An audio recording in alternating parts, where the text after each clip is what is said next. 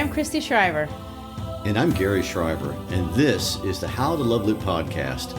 I know it probably is a nail-biter that has kept you on the edge of your seat all week long, but we're back from where we left midstream in the middle of Act 3 of Julius Caesar.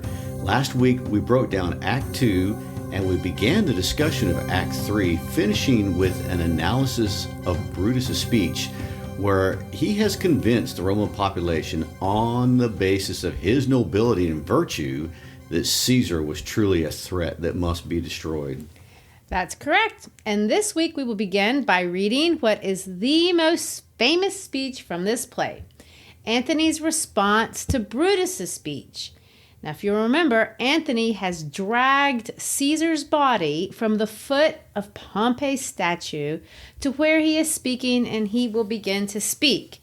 If you remember, Cassius didn't even want Antony to be able to speak at all. Actually, he didn't want him to live, but much less speak. And Brutus overruled Cassius, claiming that he didn't want to look like a butcher. He further claimed that Antony wasn't really a threat. He's saying Antony is just a limb of Caesar and could do no more than a limb can do if it's not attached to the body. This seems to be in direct reference to the many references in Plutarch's history of Antony. This guy, Antony, must have had some reputation. Apparently, he partied so hard that nobody in Rome had taken him seriously up to this point. Well, this is going to prove to be a miscalculation, as we're about to see. And let's quickly, before we listen to what Antony does, let's kind of review Brutus' speech. You want to do that? It's easy to review quickly because it was actually an extremely short speech, especially for a man that considered himself a noted orator. But basically he said, I killed Caesar because I thought he was ambitious. He wanted to enslave all of you. He was a bad guy, so I handled it. As you know, I am noble, and I do noble things. I loved him, but I love our country more. So since I made this very knowledgeable judgment, you should just trust me. What do you think of that? Well, that's exactly it. He accuses Caesar of being a tyrant, but he's a tyrant because I said he was a tyrant. And it's amazing how often the I said so argument is actually used in real life, not just by Antony, but by a lot of people. And people tend to think that if you say it with a lot of passion, or if you're more expressive in the accusation, the more angry you are, or the bigger the fit, then the more true the accusation must actually be. Brutus is way too proud to be throwing fits. He does consider himself to be a stoic, and we'll talk about that more in a minute. But the gist of it is this. He's going to say, he was so, I said he was, so he was. And if I may add some real-world applications here, which we rarely do, but it's worth mentioning, Shakespeare is teaching us a very important life lesson. If someone makes a claim, even if you trust them, even if you love them and care for that person, you should always make them justify it. Why should I believe you? It's not that you have to distrust the essence of the person, but it means that you feel that you're entitled to the respect of a justification and the respect to be able to agree or disagree with the line of reasoning. If someone does respect you, then they'll tell you. And if their reasons don't follow, then you have a problem. What do you think of that? So, I'm supposed to believe what you just said because you just said so? No, you're supposed to believe what I said because my line of reasoning is flawless. Gotcha. Okay. Well, that's fair enough. But there is one more reason you should always support your claim with real reasons instead of the I said so argument. If you tell why, it does help make your case stick for longer than a minute, which is the length of time Brutus' speech proved convincing, about a minute. What we're about to see is that Brutus' case did not stick. It didn't survive one competing speech. So, Christy, read for us with, please, your best Shakespearean intonation, this most famous speech of Mark Antony, the one school children memorize or they're forced to by your brutal hand. Not just mine. Of course, let me say, though, before I do, we don't actually know what Antony actually said in this case. As far as I know, nobody actually recorded this speech. We do know that it was effective, so I guess the fact that it's one of Shakespeare's most famous passages is appropriate. Of course, I love to recite it myself, and I'll tell you a secret, even if wherever I am, if I'm in an amphitheater on a stage and no one's watching, these are the lines I say. So let's go for them. Well, first of all, I have witnessed that firsthand. That is indeed true. It's just not possible. You got to pretend to be somebody. I saw it happen once at the Oracle of Delphi in Greece. Friends, Romans, countrymen, lend me your ears. I come to bury Caesar, not to praise him. The evil that men do lives after them. The good is often interred with their bones. So let it be with Caesar. The noble Brutus hath told you Caesar was ambitious. If it were so, it was a grievous fault, and grievously hath Caesar answered it. Here, under leave of Brutus and the rest, for Brutus is an honorable man, so are they all honorable men. Come I to speak in Caesar's funeral. He was my friend, faithful and just to me. But Brutus says he was ambitious, and Brutus is an honorable man. He hath brought many captives home to Rome, whose ransoms did the general coffers fill. Did this in Caesar seem ambitious? When that the poor have cried, Caesar hath wept. Ambition should be made of sterner stuff. Yet Brutus says he was ambitious, and Brutus is an honorable man. You all did see that on the Lupercal I thrice presented him a kingly crown, which he did thrice refuse. Was this ambition? But Brutus says he was ambitious, and sure, he's an honorable man. I speak not to disprove what Brutus spoke, but here I speak what I do know. You all did love him once, and not without a cause. What cause withholds you then to mourn for him? O judgment, thou art fled to brutish beasts, and men have lost their reason. Bear with me. My heart is in the coffin there with Caesar, and I must pause till it comes back to me. All right, let me break it down. Listen to what he does. The first thing that he's going to do is he's going to humanize Caesar. He qualifies his statement to say, I'm not going to praise Caesar, which of course is exactly what he wants to do. But he implies that the only reason that I won't bother to praise him is that nobody ever remembers the good things people do anyway. We only remember the bad. And so he wants this to make it about you and say, you're right. No one ever remembers my good stuff either. Oh, I should feel sorry about this. This is so true. And so he kind of cleverly goes after Brutus. And let me say, Anthony did pay attention in rhetoric class, and he does know how to blend credibility with reason, but the elements that he's going to add here, and we're going to start to see this right here, is he's going to mess with the emotions. And through that, he's going to attack Brutus's credibility and really Brutus himself. Now, let me remind you of one more thing before we get any farther into this. I don't know if you remember from our discussion of last week. I think we mentioned it. If not, we'll mention it now. When Brutus agreed to let Antony speak, he made him make a promise. And the promise was that Antony would never say anything negative about the conspirators. Now, for us, we would say, well, in fact, a student in my first period class this year did say, how could you control that? How do you know if you say sure and then say whatever you want? But I guess they didn't operate that way because he doesn't. He's very careful. Well, they're all extremely honorable men. That's Why would true. they do anything else? Extremely honorable. So he wants to keep the letter of the law. And of course, so he's not going to say anything bad about Brutus, sort of. He's never going to explicitly say anything. But what he does is he uses this very clever rhetorical strategy that we all know and we all use, and we call it irony. Irony, verbal irony anyway, is when you say one thing, but you actually mean the opposite. Now, some people say, oh, you mean sarcasm. This speech is not sarcastic, because sarcasm is when you're mocking somebody and when you're angry per se. This isn't sarcastic. So we don't have this feeling of mockery. It's a little bit more clever than that.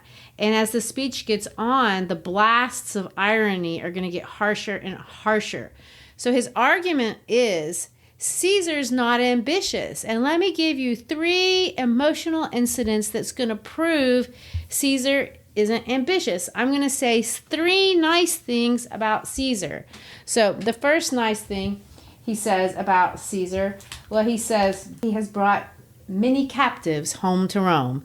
In other words, he made you rich. He went off to the Gaul.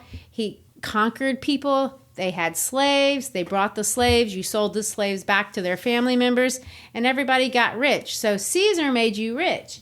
And then he's going to say, when you cried, Caesar cried too.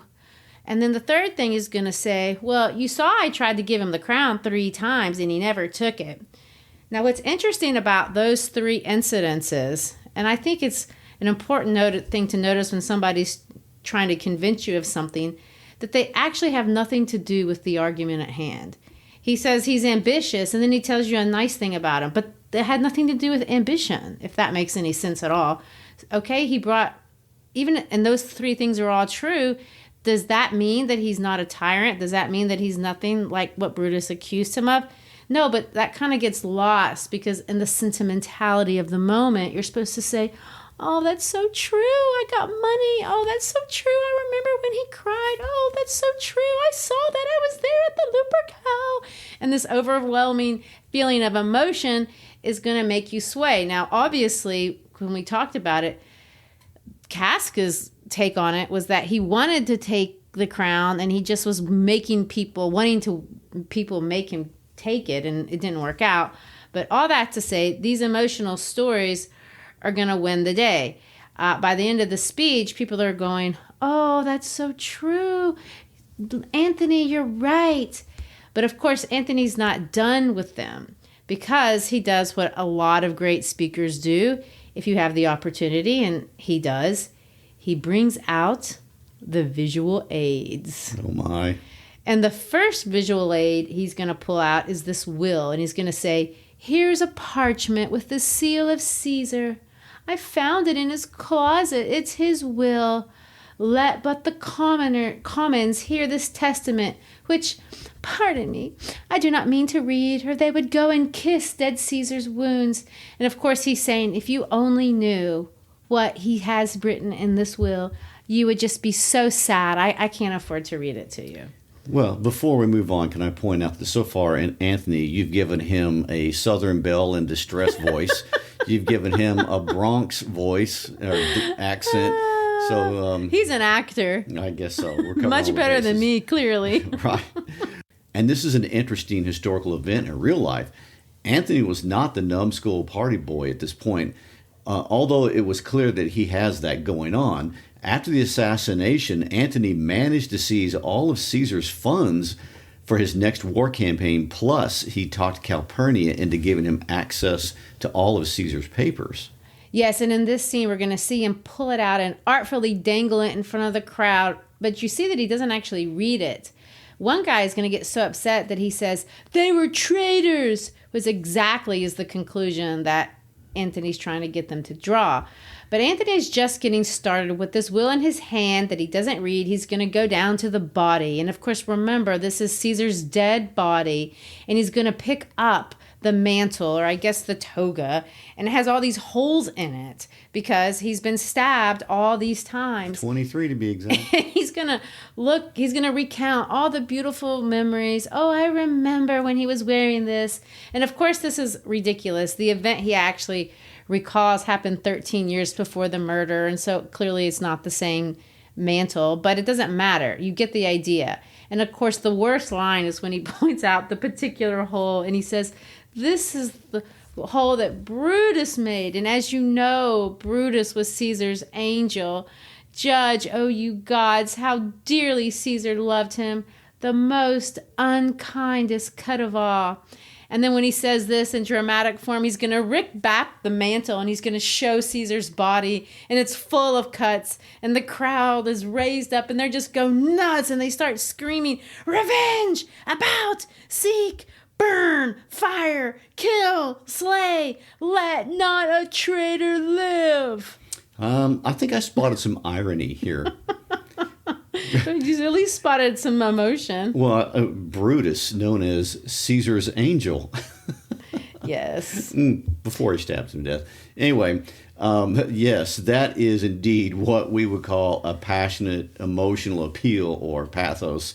We may all claim to make decisions with our minds, but we are most persuaded when our emotions are moved, and Antony made them sad when he made them mad. Right. He makes them sad, and then he makes them mad, and he's not even done yet, because now he's going to start reading this will. And they've already got themselves worked up to a frenzy. And it turns out, and this is so unusual and magnanimous on Caesar's part, he just happens to leave 75 drachmas to every single Roman citizen. He also is going to leave his private house to be turned into a park. And of course, the crowd just goes absolutely mad. And that's when Antony just slithers away, and he's going to say to himself, "Now let it work, mischief, thou art afoot. Take thou what course thou will." I love that line. Thou art afoot. Yes. Take thou what course thou will. And of course, now the conspirators know things have gone awry. It's all but too obvious that they should have killed Antony, and they should never have given him the audience. For we see one servant saying that Brutus and Cassius are rid like madmen through the gates of Rome. They are on their way out of town. And I want to point out a historical note, which I'm sure Shakespeare put in the scene very deliberately. Antony, although he wins the day here, does turn out to have a bad end. He's going to get involved with Cleopatra, and that's going to go poorly.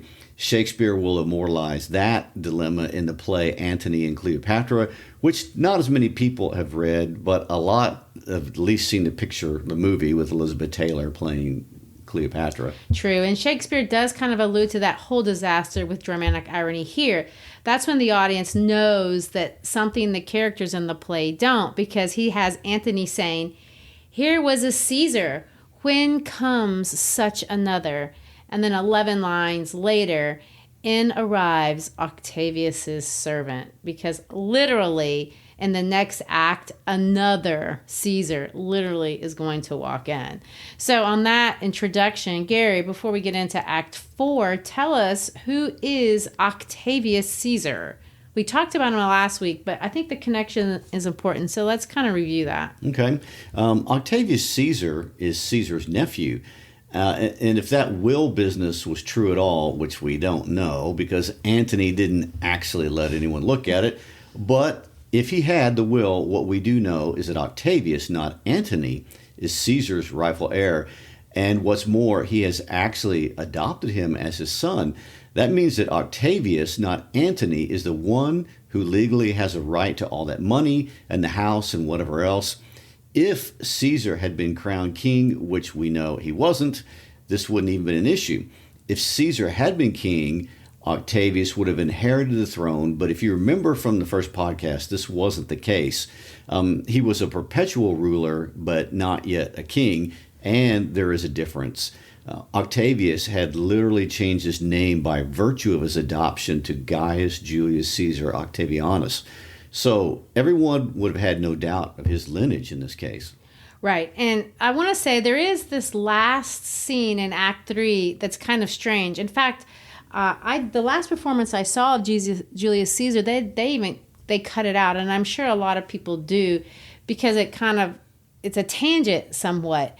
So what we have in that scene is these citizens are running in the streets of Rome. They're called plebeians. And they run into this guy named Cinna. But he's not the same Cinna that's the conspirator. He's a random guy who happens to have the same name.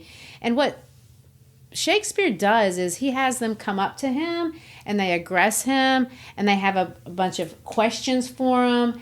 And they accuse him of some things, and then they stab him or kill him, so to speak, in this random mob-like form. Which is obviously an expression of the crowd mob mentality that's overtaken the whole city at this point. Yes, it's the kind of idea we get mad at something that happened on TV, so we go down to the Walgreens and vandalize it. And the poor sap who owns that really has no connection, but I'm angry. But I think it's a little bit, even a bit more interesting than just mocking mob mentality. In a sense, he's just mocking the whole murder scene, and he's hyperbolizing what Cassius and Brutus have done. He replays the murder in mock fashion. So this guy is butchered. There are speeches and accusations. They're obviously senseless. And he's trying to hyperbolize the murder of Caesar and in some sense satirize everything that we have just seen played out on the stage. Act 4 is right after that, and it's considered the boring one because Act 3 you have all this and the murder of Caesar, and then Act 5 you're going to have the war, and in between you have Act 4, which is basically two parallel scenes. We have a short one with Team 1, and we have Team Antony and Octavius versus Team 2, which is Team Cassius and Brutus, and each one of them are preparing in their own way. And this scene just kind of shows the preparations before we march into war in Act 4. So there is a lot that doesn't happen in the play that happens in real life that's kind of been deleted. So put these skips together for us, Gary, historically, so that we can kind of walk in and, okay, we saw this guy get murdered in Act 3, and then Act 4 we have all these people setting up for war. What's going on? Well, the history of events at this point in the real Roman timeline is complicated. I mean, I can see why Shakespeare is going to shorthand a lot of it. The time gap between Act 3 and Act 4 in real life is a year and a half. In that time, Antony loses all his power in Rome. Octavius allies himself with Cicero, and Cicero, a truly respected orator who absolutely cannot stand Antony, helps Octavius rally everyone behind the new Caesar. The conspirators are all scattered all over the Roman Empire with armies of their own. Finally, Brutus and Cassius are going to consolidate the armies, because they each have their own. They're going to consolidate them in the eastern side of the Roman Empire. And this is where Act 5 is going to take place, when Shakespeare takes us to the battle lines and the big final confrontation. So we have a Caesar, we just don't have the same Caesar. So we have Octavius Caesar and we have Antony. And in Act 4, when we open up, we have what history has called the second triumvirate, because we have Antony that we know, Octavius who we know, but now they got this new guy, Lepidus, who Antony makes fun of. Who's this guy? Yeah, in real life, Antony and Octavius don't really get along at all. They're actually rivals for the throne, but neither one can really pull it all off. And although it looks like Octavius is going to, this guy named Lepidus manages to talk the two of them into joining forces with him in the mix. And so Act 4 begins with these three guys having a meeting, and it's horrible. Antony apparently is not the heartbroken, simple-minded Southern belle, like you described, lover of Caesar. Even though you use that voice. That he portrayed himself to be in Act 3. He has the will, and they're taking it apart and saying out loud what they are not going to do. So much for the 75 drachmas. He's also going to do something that we would call today a purge. They're creating a prescription list. Gary, tell us what that is. Well, first of all, the idea of the purge is as old as government, and they occur in every century. But anyway, in the Roman sense, in Roman law, a person under proscription could be killed by anyone, and the killer had no fear of murder charges being brought against him. It's a kind of vigilante justice, and if you were on the list, people could just take you out. So let's say you're on a list. Your neighbor decides he doesn't like you. He comes and murders you. No worries. He's done it on behalf of the government. Well, it's very ruthless. And you would think, in some sense, there's a little bit of nobility in here. But in this case, they're doing it to raise money. Yes, it is ruthless. And let me tell you, the primary reason to put someone on a proscription list, by the way, is not because they were a threat. And this is what makes it even worse.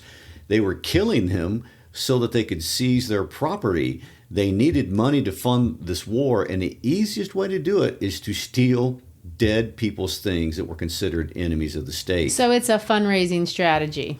Of the worst kind. Sounds like, well, anyway, I won't name countries, but there are countries that practice such things. Another thing to notice from this little scene, besides the fact Antony is willing to murder anyone for this power, he plans on cutting out Lepidus and Is Octavius to help him. He has zero loyalty, and that's something you can say about Brutus's crew. At least they were loyal to each other so far as they are, and they will be because they're all going to go down together. But furthermore, what Shakespeare doesn't include in this scene, but something we know from history, is that beyond the thousands of senators and others that they wanted out for political or financial reasons, Antony wants to include Cicero on that list to be murdered. And of course, I find it even more ruthless now that we know that this is in a year and a half in the making, and Cicero has backed Octavius, teenager Octavius, and made him into the ruler that he is. Octavius throws him under the bus when it comes down to needing Antony. And so, yeah, Cicero gets put on that list, and later on in Act 4, we're going to see that he is actually murdered. I do want to read this funny, this is the way that Antony talks in this scene is kind of funny. If you want to, juxtapose it to the way he talked in the act right before. So Antony is gonna say, we got to get rid of this guy Lepidus, and Octavius is gonna try to defend him, and he's gonna say, Octavius, I have seen more days than you, and though we lay these honors on this man to ease ourself of diverse slanderous loads, he shall but bear them as the ass bears gold, to groan and sweat under the business, either led or driven as we point the way. And having brought our treasure where we will, then take we down his load and cut him off, like to the empty ass, to shake his ears and graze in commons. And Octavius is going to say, well, he's a tried and valiant soldier. To which Antony is going to say, so is my horse, Octavius. So you can kind of tell how little regard for loyalty or humanity we see in this character of Antony, who one scene before was talking about how I just need to go look at the body and wait till it comes back to me, my emotions. Are you saying people pursuing power would be manipulative and false? In this play, we're going to see that everyone is bad, and it's the question of who is worse. Thus Shakespeare's point. Yes. In scene 2 of Act 4, we're going to leave Rome for the first time. So in Rome, we got these guys doing their fundraising initiative to raise money, because the way you win a war is to have funding. You have to pay these soldiers. The more soldiers you have, the more bodies you have, you're going to win. So both of these guys, they know we've got to have more bodies on the ground than the other two guys. So we've got Octavius and Antony throwing each other's friends and relatives under the bus to steal their stuff on one side. And now we're going to switch in scene 2 of Act 4, because Cassius and Brutus have the same fundraising problem. They too have to pay their troops, and they too don't have any money. And so they are congregated now on the plains of Sardis, far away. As when they ran from Rome, they ran far. Gary, tell us how far. Where is Sardis? Well, first of all, what is Sardis? Sardis in Asia Minor, 45 miles from the Aegean Sea. Today, we would call it Sahili, Turkey, and it's about 1,213 miles from Rome. There's a travel advisory, though, on Google that the turn-by-turn directions isn't available. In case you were wondering, it's not all that easy to get to, not even today. It says by car it would take 1 day and 1 hour, plus you'd have to take a ferry. To its credit, it was a glorious town at the time, with one of the largest temples to Artemis of the ancient world there. So it wasn't a bad spot to land.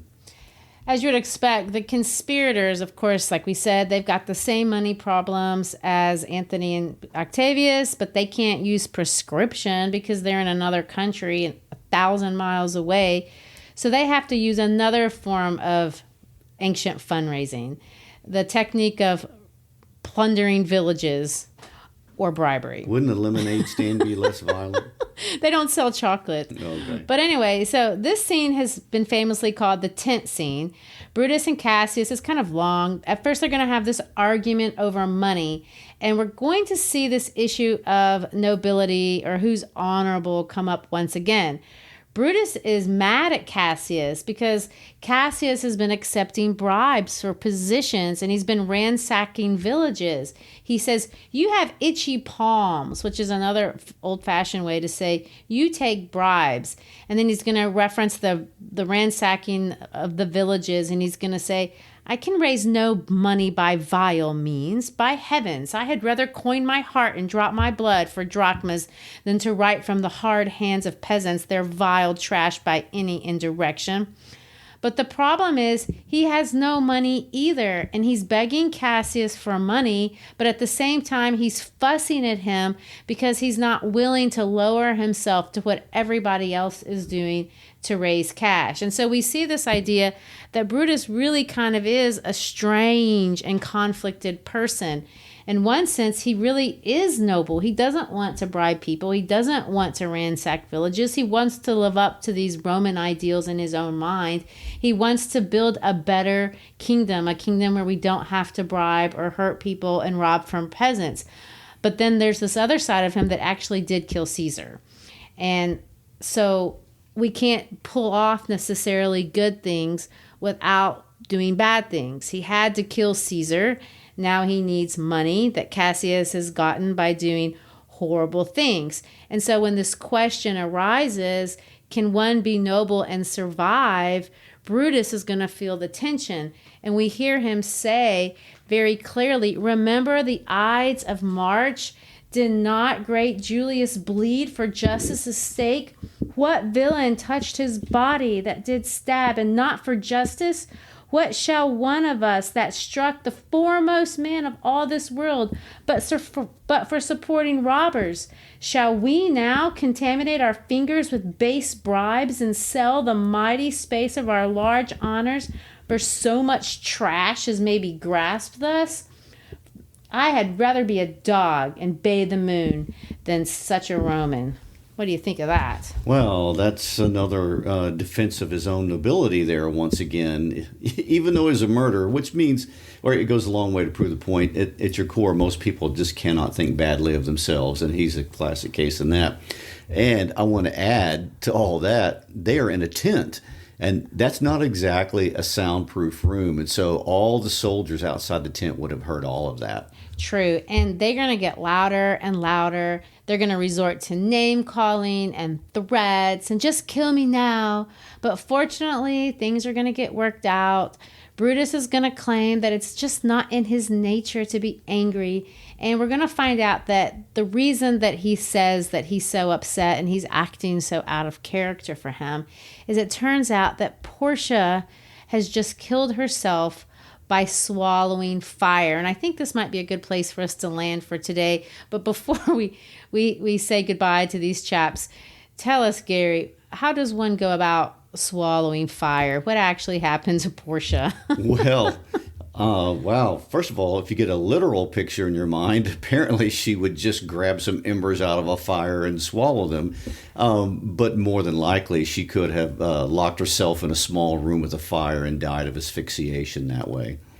Well, they say that Cicero even wrote a letter to Brutus about Portia talking about some illness. So she may just have died from a disease. But Shakespeare, being Shakespeare, included the sensational alternative. Either way, the timeline isn't really relevant. It's just a crazy bit of historical hoopla that has Portia back home swallowing charcoals over the demise of what she thinks is going to be her husband. Well, I can imagine the effect it would have had on an audience in Shakespeare's day, because not many people think of such a thing. And here he includes it as happening to an important character in the story, and I'm sure the playgoers at the time period would have been stunned. Well, at any rate, they're going to work it out, and they're going to discuss, of course, their battle plans and a little bit more about the things going back in Rome. And we will pick up on that, I guess, next week as we finish out Act 4 and Act 5, and we conclude with Julius Caesar. Great. Well, thanks for being with us today. We hope you enjoyed everything, including Christy's voices that she narrated for the characters during the play. Please be our friend on Facebook. We keep you up to date there, so check out How to Love Lit Podcast on our Facebook page, How to Love Lit Podcast on our Instagram page. Please go to our website, howtolovelitpodcast.com. Lots of great things there for our listeners and for teachers. And most importantly, if you like our podcast, please tell your friends. We love seeing new people join as our listeners.